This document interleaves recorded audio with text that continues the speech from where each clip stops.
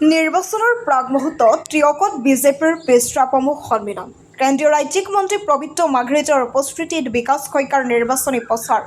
নিৰ্বাচনৰ দিন চমু চাপি অহাৰ লগে লগে শাসক বিৰোধী দলৰ প্ৰাৰ্থীসকলে চলাই গৈছে নিৰ্বাচনী প্ৰচাৰ তাৰ মাজতে আজি চাৰিগাঁও আৰু ত্ৰিয়ক বিজেপি মণ্ডলৰ উদ্যোগত অনুষ্ঠিত কৰা হয় পেছৰা প্ৰমুখ সন্মিলন কেইবা সহস্ৰাধিক বিজেপি অগপ নেতা কৰ্মী উপস্থিত থকা এই সন্মিলনখনত কেন্দ্ৰীয় আৰু ৰাজ্যিক মন্ত্ৰী পবিত্ৰ মাঘৰেজাই উপস্থিত থাকি এইবাৰ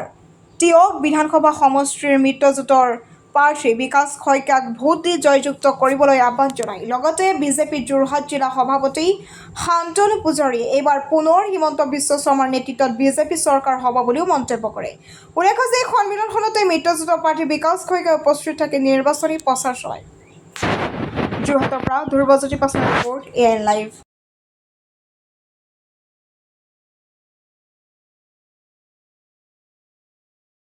ভাৰতীয় জনতা পাৰ্টিৰ যি পৃষ্ঠা প্ৰমুখ বুলি কোৱা হয় এইটো সাংগঠনিক স্তৰত বিশেষকৈ নিৰ্বাচনৰ ক্ষেত্ৰত অতি এটা শক্তিশালী সাংগঠনিক স্তৰ যাক লৈ পেলানি নিৰ্বাচনটোত আচলতে জপিয়াই পৰা হয় বুলি ক'ব লাগিব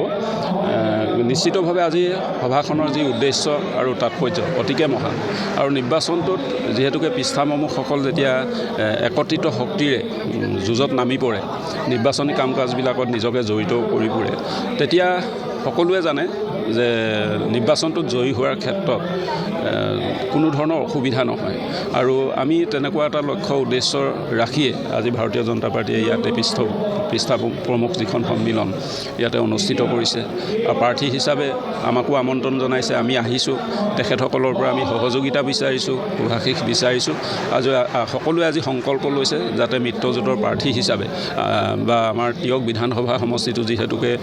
মিত্ৰজোঁটৰ প্ৰাৰ্থী হিচাপে আমাক প্ৰক্ষেপ কৰিছে এই সমষ্টিটো যাতে আমি ডক্টৰ হিমন্ত বিশ্ব শৰ্মা ডাঙৰীয়াক আমি উপহাৰ দিব পাৰোঁ আৰু ত্ৰিয়ক বিধানসভা সমষ্টিটো যাতে আহিব লগা ভাৰতীয় জনতা পাৰ্টীৰ নেতৃত্বত যিখন চৰকাৰ হ'বলৈ গৈ আছে তাৰ অংশীদাৰ হ'ব পাৰে তাৰ সংকল্প শুনিলোঁ ভাল কথা এটা শুনিলোঁ যেতিয়া মিত্ৰজোঁটৰ প্ৰাৰ্থী AJP বিজেপি মিত্ৰজোঁটৰ প্ৰাৰ্থী অনাগত সময়ত না আমিতো সমিল মিলে কৰিব লাগিব মিত্ৰজোঁটৰ পাৰ্টী হিচাপে ভাৰতীয় জনতা পাৰ্টী অসম গণ পৰিষদ আৰু ইয়াত গণশক্তিও আছে আমাৰ ত্ৰিয়ক বিধানসভাত আমি সকলোকে আস্থা আৰু বিশ্বাসত লৈ আমি একত্ৰিত শক্তিয়ে আগবাঢ়ি যাব লাগিব ইয়াততো আমি ডিফেন্স ৰাখিব নোৱাৰিম কথাটো গম পাইছেনে আমিতো ইয়াত ডিফেন্স ৰাখিব নোৱাৰিম আমি সুন্দৰভাৱে অনাগত দিনত কাম কৰি গৈ থাকিম যিকোনো খবৰ আৰু বিজ্ঞাপনৰ বাবে যোগাযোগ কৰক 7896121996